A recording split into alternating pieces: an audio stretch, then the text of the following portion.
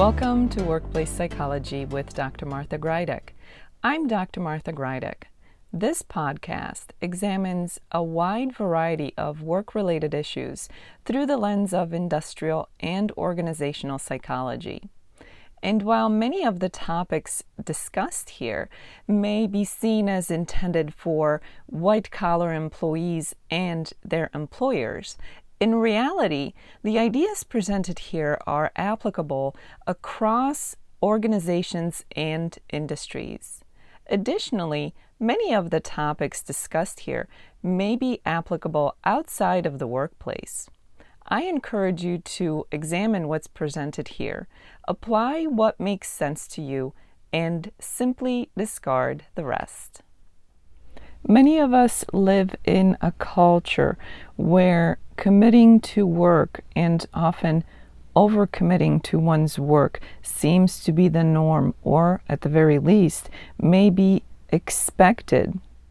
The reality of such work cultures is that overcommitment tends to lead to stress and burnout. Not only can it not be sustained for long periods of time, it can be quite detrimental both to employees and to the organization. There is much to be said for things such as capacity planning and workload negotiations. A good place to begin is to visualize one's work and the workload. And while this, of course, can be done on a level of one individual employee, it's something that should be done in terms of not just individual employees, but teams, departments, and organizations as a whole. Let's begin by exploring the idea of Kanban as an approach to work. Kanban is a word that comes from the Japanese language, and it refers to a visual board. Having a visual representation of workload, work processes, deliverables, deadlines, and other demands can be quite helpful in managing and negotiating workload. When we think of the concept of Kanban, we mainly focus on change management and or service delivery. I've included some graphics for you to reference as far as Kanban basics go. This is something that I encourage all organizations to explore. The other thing that is important for everyone to be aware of and truly to understand is the work in progress for, again, individual employees, teams, departments, and the organization as a whole. Understanding workloads, understanding work commitments, time and energy requirements includes having a good understanding and proper management of all the work that is currently in progress. This can be tremendously helpful for capacity planning. Knowing how much new work or how much new commitment can be taken on requires an understanding of what is currently happening and what projects will soon be finished. There's also an important point to make about demands and capacity. This can be especially critical for companies that are growing. It's quite common that business and all the associated demands increase first before the organization has the time and ability to respond by increasing its workforce or its resources. This is why understanding demands and capacity is critical. An organization absolutely cannot fly blind when it comes to this.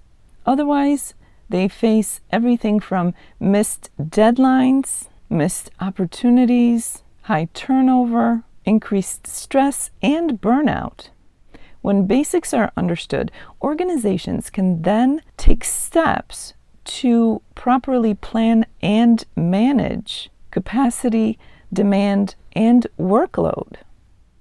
An organization must be able to prioritize. Understanding things such as cost of delay can be quite important. And remember that cost of delay should not focus solely of what it will cost an organization in terms of its clients and revenue. Employee well-being and employee retention absolutely must be considered when looking at cost of delay. Understanding how efforts lead to impact can be critical. Things such as redundancy, wastefulness of time, and resources is very important. When prioritizing, there are some very simple but very helpful things to consider. Things that must be done or accomplished, things that should be done or accomplished, things that could be done or accomplished, and things that absolutely will not be done. This is where understanding when to say no, what to turn down, and accepting it as a legitimate, professional answer that makes sense both for the employee and the organization comes into play. In a work culture where saying no can be seen as something negative, learning how to say no and justifying it by backing it up with data, logic, and reason can make saying no something that is acceptable, expected, and completely professional.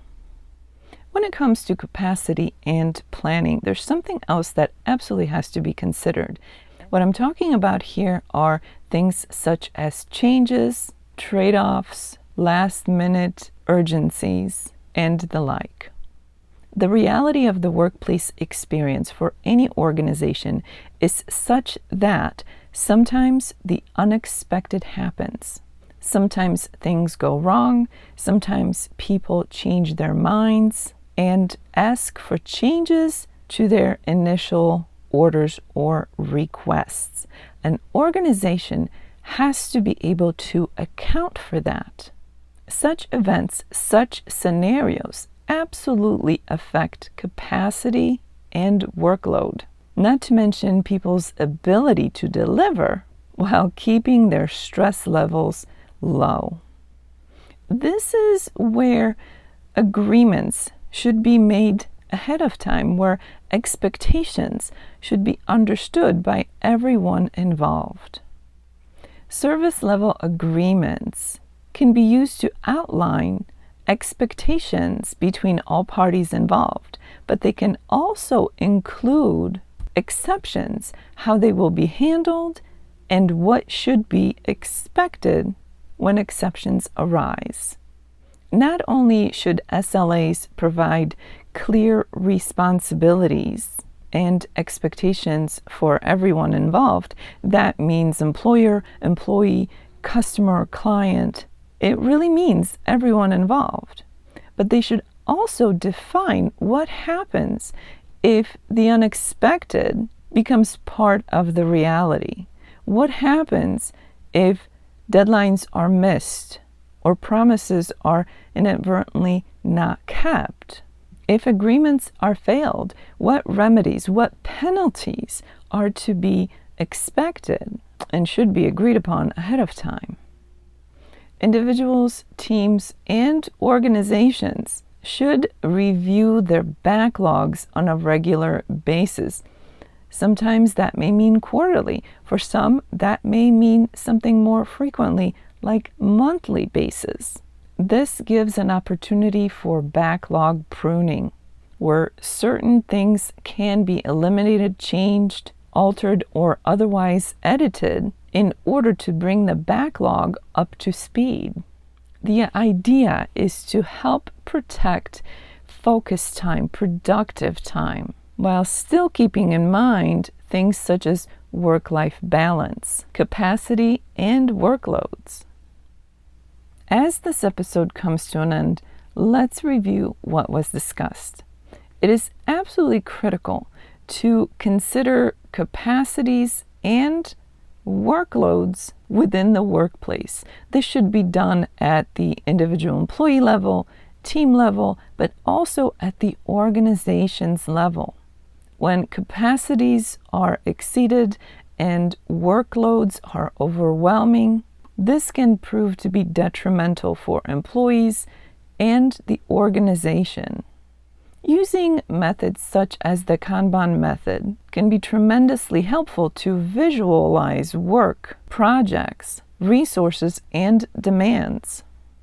Demand and capacity graphs can serve a similar function of helping to visualize what is happening, whether it's within specific projects, multiple projects, or the organization as a whole. Understanding work in progress and its limits is another way of visualizing capacities and workload demands. It's critical to prioritize at, again, every level of the organization, whether that's the company-wide level, department or team level, and also the individual employee level. Make sure to account for potential unexpected events or changes that are bound to happen. Putting in place service level agreements where responsibilities and expectations for all who are involved are clearly defined and agreed upon is part of a successful experience in terms of capacity and workloads. Of course, quarterly or sometimes monthly backlog pruning can prove to be a tremendous help when it comes to managing demands and resources within an organization. As the week unfolds, I invite you to be proactive in terms of understanding the capacities and workloads in your experience, whether this is you as an individual employee doing this for your own requirements at work, or a manager doing this for a team or a department. And of course, it should be done at the organizational level as well. I invite you to adopt a single capacity dashboard and renegotiate one project this week. This is an excellent starting point. For those of you who experience this podcast in an audio-only version, I encourage you to check out my YouTube channel, Stress Free with Dr. G, where you can find the video version of this podcast. Once there, check out some of the other videos. They focus on stress management. Stress Free with Dr. G, as I said, is found on YouTube. The link for that is in the description below. Thank you for joining me today. Please subscribe to this podcast. I look forward to seeing you here again next time. Until then, I wish you joy and well-being.